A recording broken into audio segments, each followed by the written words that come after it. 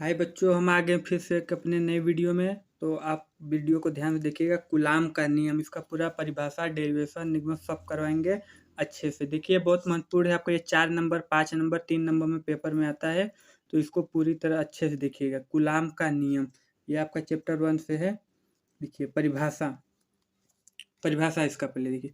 दो बिंदु आवेशों के बीच लगने वाला प्रतिकर्षण या आकर्षण बल।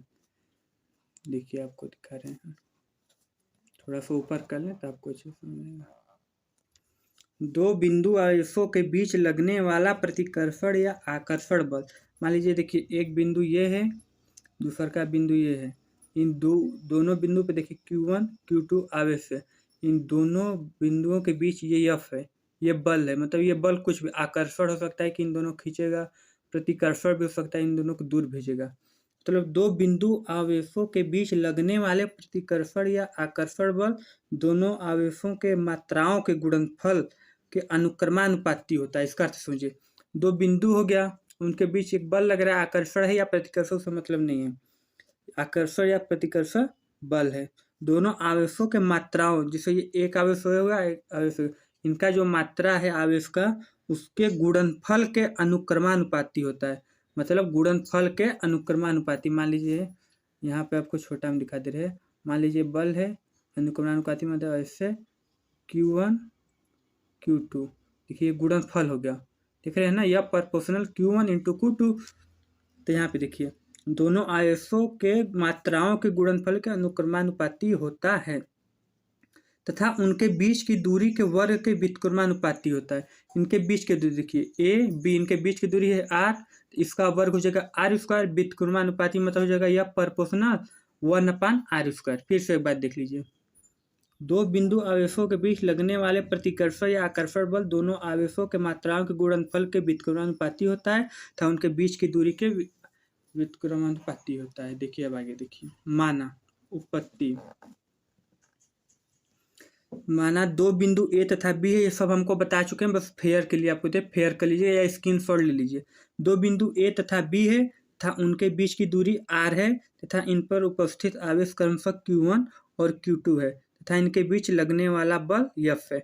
तो कूलाम के नियम से देखिए, यहाँ देखिए Q1 है Q2 है, इनके बीच लगने वाला बल F है, इनके बीच की दूरी r है, बस यही लिखा है।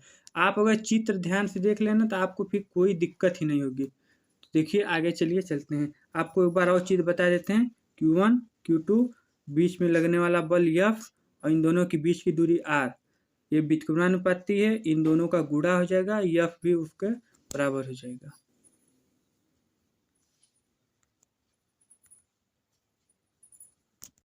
तो चलिए अब आगे देखते हैं इसका कैसे होगा, ध्यान से देखिएगा। दिया था F, कहा था ना, उसके दोनों आवेशों के गुणनफल के अनुक्रमानुपाती।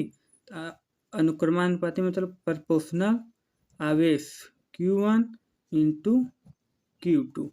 देखिए ऐसे हो जाएगा, Q1 इंटू Q2 तथा दिया था, आप पीछे देख लीजिएगा, तथा बल के उनके जो बीच की दूरी है उनके वर्ग के व्युत्क्रमानुपाती। बीच की दूरी r थी तो वर्ग हो जाएगा r², व्युत्क्रमानुपाती मतलब इससे अनुक्रम मतलब ये बढ़ेगा तो ये बढ़ेगा, ये घटेगा तो ये घटेगा, व्युत्क्रमानुपाती मतलब ये बढ़ेगा तो ये घटेगा, ये घटेगा तो ये बढ़ेगा, मतलब ये होता है। इसको समीकरण 1 मान लीजिए, इसको समीकरण 2 मान लीजिए। देखिए ध्यान से देखिए, एकदम सरल है। समीकरण 1 व 2 से देखिए, समीकरण 1 यह प्रोपोर्शनल, देखिए यह प्रोपोर्शनल इसमें है, यह प्रोपोर्शनल इसमें, तो एक बार आएगा Q1 into Q2, Q1 into Q2, ध्यान देखिए Q1 इंटू Q2 अपान में r²। क्योंकि देखिए यह प्रोपोर्शनल दोनों में Q1 इंटू Q2 ऊपर है, r² नीचे, तो यहाँ ये हो गया।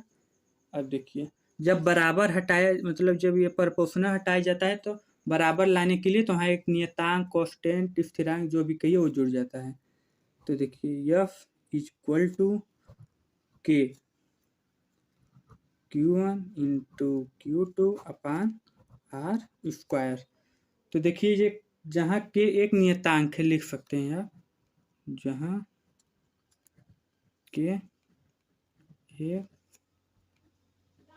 नियतांक है, यहाँ के एक नियतांक है। अब देखिए के का मान रख दीजिए, जो के का मान होता है, के का मान होता है 1/4π∭0। ठीक है, तो आगे चलिए। देखिए यहाँ के है तो के का मान रख देंगे अब, F = 1/4π∭0 into Q1 into Q2/R²। देखिए हो गया, बस ये हो गया, कूलाम का नियम हो गया। कूलाम का नियम यही है, और कूलाम के नियम में ज़्यादा कुछ नहीं है, और इसके बारे में कुछ बता देते हैं आपको। 1/4π∭0 = 9 इंटू 10⁹ देखिए ये आपको जब न्यूमेरिकल लगाएंगे तो उसमें बहुत काम देगा, ये याद रखिएगा। मतलब के का मान 1/4π∭4 बराबर 9 इंटू 10⁹, और इसका जो मात्रक है नीचे देखिए, मात्रक = न्यूटन मीटर स्क्वायर, या एक और है देख लीजिए, या